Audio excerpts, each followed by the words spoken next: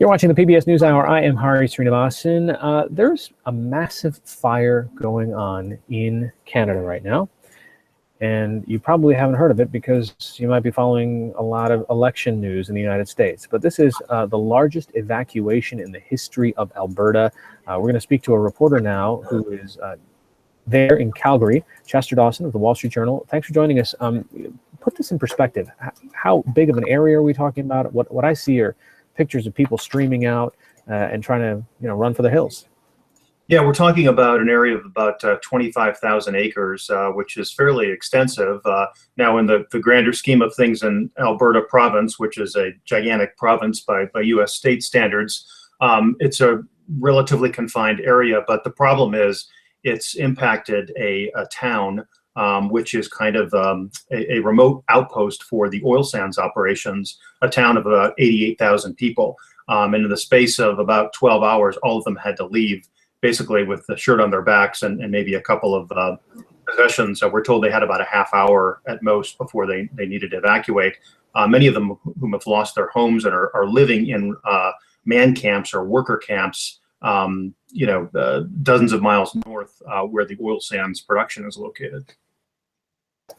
For people in the United States that don't recognize this, the oil sands are the third largest oil reserves on the planet behind Saudi Arabia and Venezuela. This is so what happens to this? Does that mean oil production stops?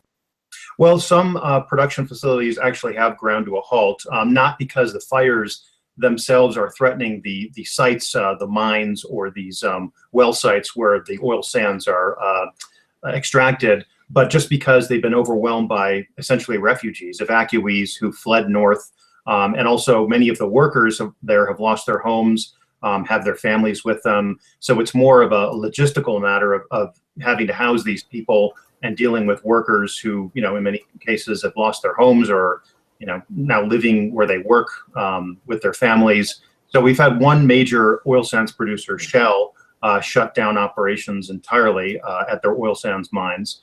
And we've had one other say they're going to be reducing production. Others have said they're trying to handle it, but it's still very early days. The fire really didn't take over the town until late yesterday. So what has that been like? We're going to sort of show a few pictures here. It looks like the kids are off school. This is it, to try to escape the fire. Yeah, really, it was interesting because basically late Sunday, there were some early reports of a wildfire outside of the town. Now, the town, you have to realize, is surrounded by these boreal forests of fir trees, jack pines. It really is out in the middle of nowhere. And the fire seemed to be, limited to those areas where nobody's living.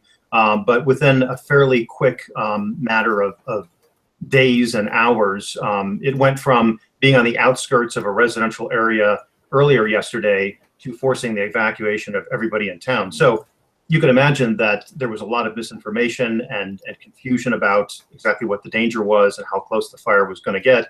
Even the firefighters early in the day yesterday didn't seem too concerned about their ability to handle it, but it quickly overwhelmed them as the weather heated up and as winds started blowing the fire directly into residential areas. I just showed a picture of long lines on the highway, cars backed up. Give me a sense of what this evacuation has done to the area. Well, it's basically, it's emptied a town of almost 90,000 people. And most of those people have either fled directly north or south. There really is only one main road that leads to the town. Going north from there leads you up into the oil sands camps, an even more remote area where very few people live. It's basically just these giant surface mines and some worker camps, a couple of gas stations, not much at all. South of there, people have fled to Edmonton, which is the provincial capital, about 18,000 people. And they're staying in gyms and whatever facilities with friends. It's been a bit of a haphazard operation because of the rapid spread of the fire. But I do have to commend the authorities because there's been no reported injuries or casualties. However, the property damage is significant.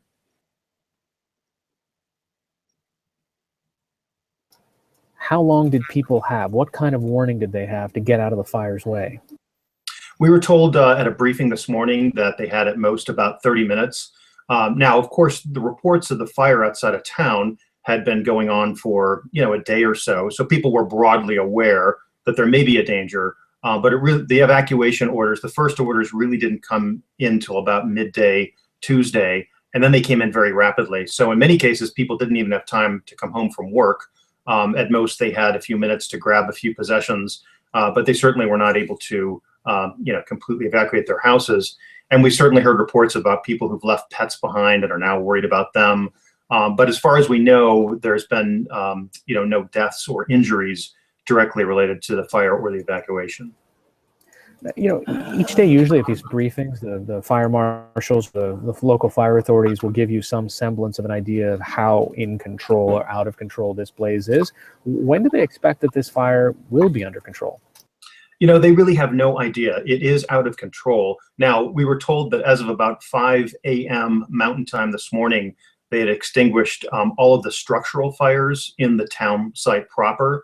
But the fires on the perimeter of town are still raging, and they're very worried that they're going to pick up in intensity and may come back into the downtown area proper as the wind, accelerates and as temperatures in the day start to go up, reducing humidity and causing what they call a potentially explosive situation.